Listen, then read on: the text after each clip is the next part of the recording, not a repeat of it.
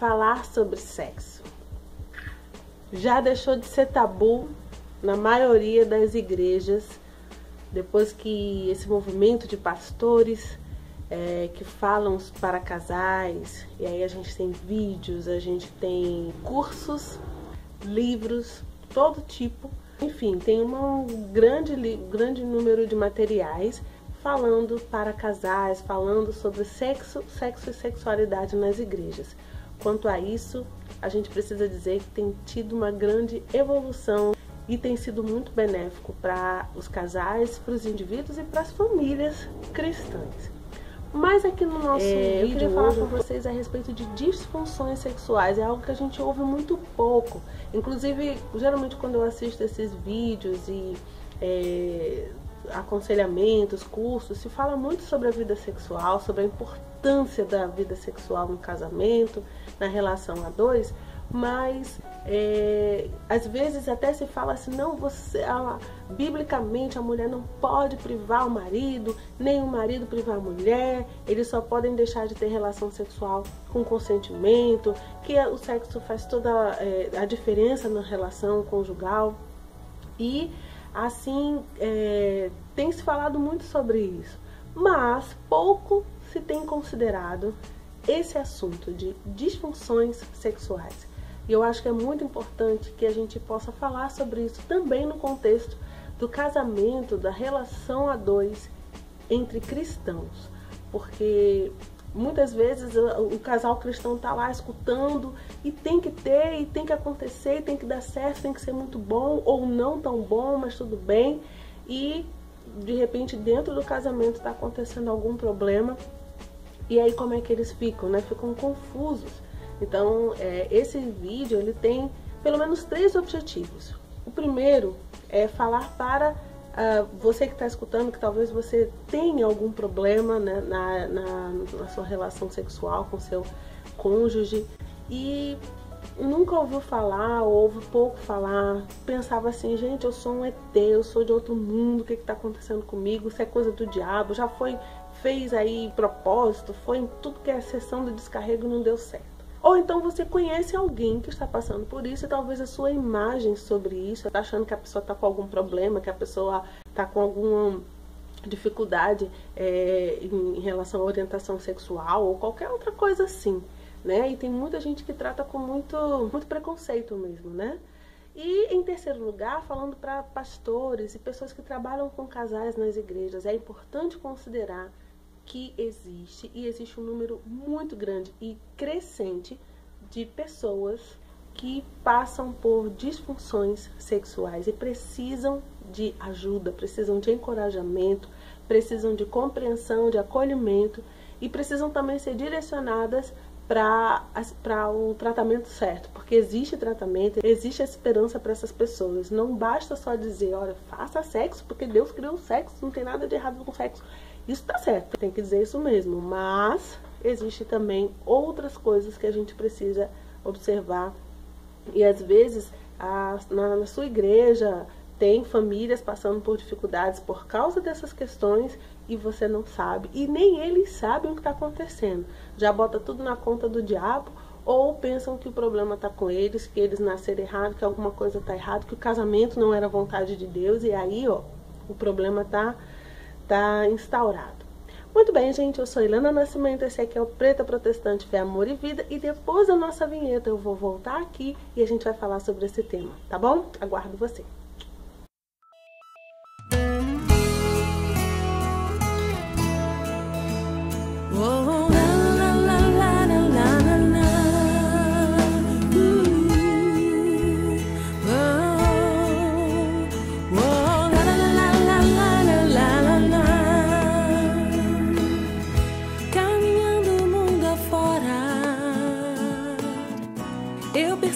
Bem, pessoal, tô de volta aqui em outro lugar, ficou melhor assim o enquadramento, né?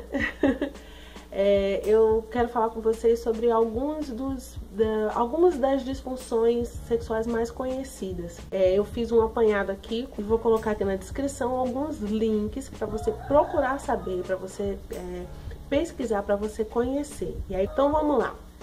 Algumas das disfunções. A gente tem a perturbação do desejo sexual hipoativo, ou seja, acontece a diminuição ou a ausência de desejo sexual e etc. Isso acontece tanto quanto mulheres. Mais em mulheres, mas cada vez mais crescente em homens. Então, às vezes, aquele cônjuge, assim, ele tem um desejo sexual, uma libido tão baixa, ele não tem vontade, né? Que aí o parceiro, a parceira, estão desejosos de ter a relação sexual e ele é um suplício para essa pessoa, né? E não é porque é ruim, porque não quer, porque tem ali alguns elementos, algumas condições nessa pessoa que impedem ela de ter esse desejo sexual. Então, às vezes, nem carinho, nem toque essa pessoa não faz, né, no parceiro para não dar esperança. Ou então, se surgir um pouquinho de vontade, vamos fazer logo, que é pra... Pronto, aí vai ficar mais um mês sem ela me perturbar ou sem ele me perturbar. A aversão sexual, a pessoa tem, assim, na prática sexual, algo repugnante, né? Até o contato, né, com as partes íntimas do seu parceiro, ver, né? Tudo isso é intolerável, é repulsivo, traz medo, ansiedade. Em casos mais graves, a pessoa tem náusea, tem tontura, né? E tem dificuldade de atingir o orgasmo, que também é chamado anorgasmia. É a falta ou a baixíssima capacidade de ter orgasmo na relação sexual. Isso traz muitos problemas para a autoestima da pessoa envolvida e do parceiro também, porque começa a vir aqueles pensamentos: será que não gosta de mim? Será que tá ruim? Etc. E pode acontecer com homens e mulheres. A ejaculação precoce, gente, isso também é um sofrimento muito grande para os homens. Às vezes, né, ele não consegue esperar a mulher, então não consegue ter aquela parte da preparação toda. Inclusive, eu já vi em palestras alguns palestrantes falarem com os homens: você tem que esperar a sua mulher e papapá. E se ele tem dificuldade, né, de conter-se, né? E às vezes é uma coisa totalmente anatômica, totalmente orgânica. E o que você vai fazer? Falar para esse cara que ele tá sendo um grosseiro? Não, gente, a gente tem que considerar isso. É inconveniente, é indesejável, a pessoa fica com vergonha, insatisfeita. A mulher, em geral, ela demora um pouco mais do que o homem. Imagina, ela já demora e aí ele vai mais rápido ainda. Dispareunia acontece tanto com homem quanto mulher e é mais frequente em mulheres, ou seja, a dor na relação sexual sempre traz muita dor. E claro e evidente que se tenta evitar a relação sexual.